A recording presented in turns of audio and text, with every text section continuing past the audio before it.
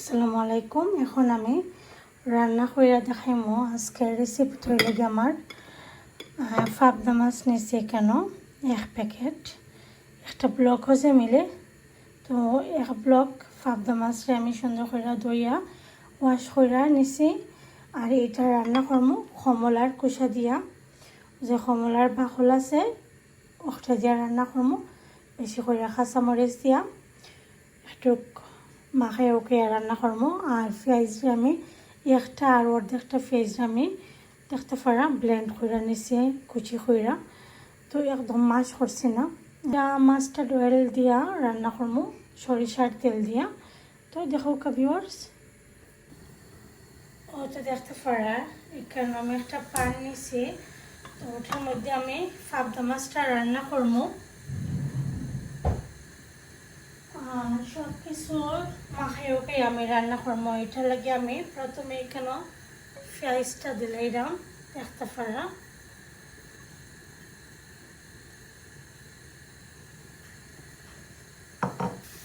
প্রাণের যে mustard oil ওটা ইউজ করলাম,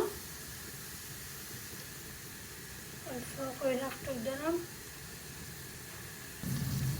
ফার্স্ট মাস্টার্ড অয়েল দিয়ে আমি কারিটা রান্না করবো।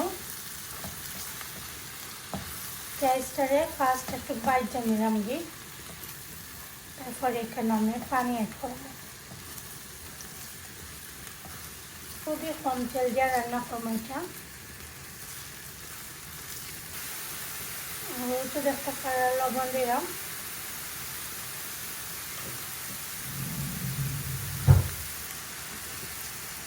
সম্পূর্ণ তেলটাই কিন্তু আমি মাস্টার্ড অয়েল দিয়ে রান্না করবো। আর একদম কম করে তেল দিচ্ছি এখানেও দেখতে পাচ্ছেন।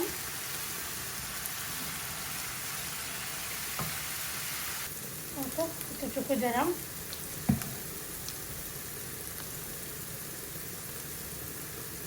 মরিচ,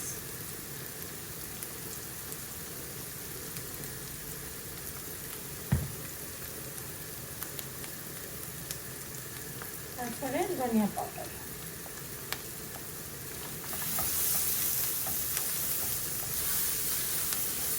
মশলার লগে পেঁয়াজটা আরও খুব সময় বাজবো। একটু পানি দিলাম এখানে।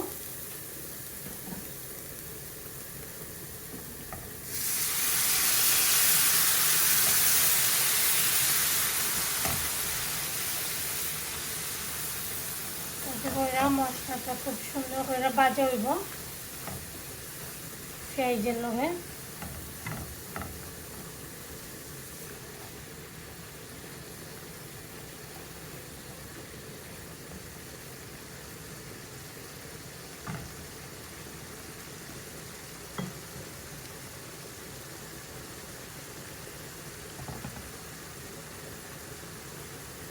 মশলাটা একটু ভালো করে ভাজাবো, তারপরে আমি মাছটা অ্যাড করবো।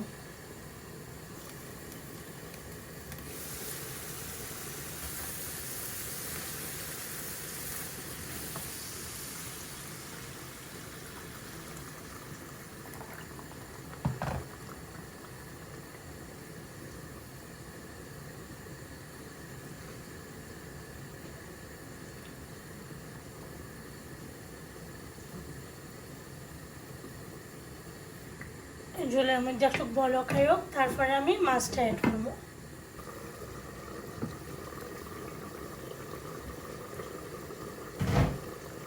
তারপরে খুব ভালো করে কিন্তু জাল উঠছে। এখন আমি এখানে মাছগুলোরে দিলাম।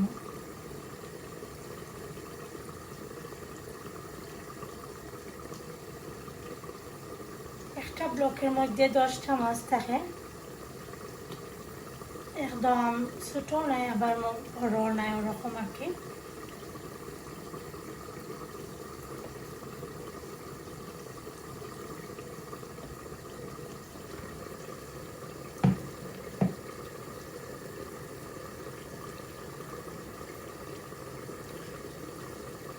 তারপরে কমলার খোসাগুলো দিলাম।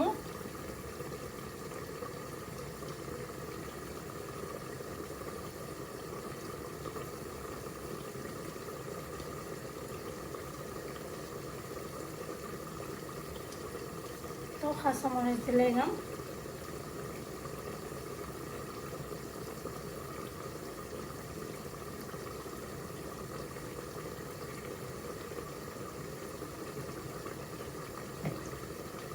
খুব ভালো করে একটা জাল দিব।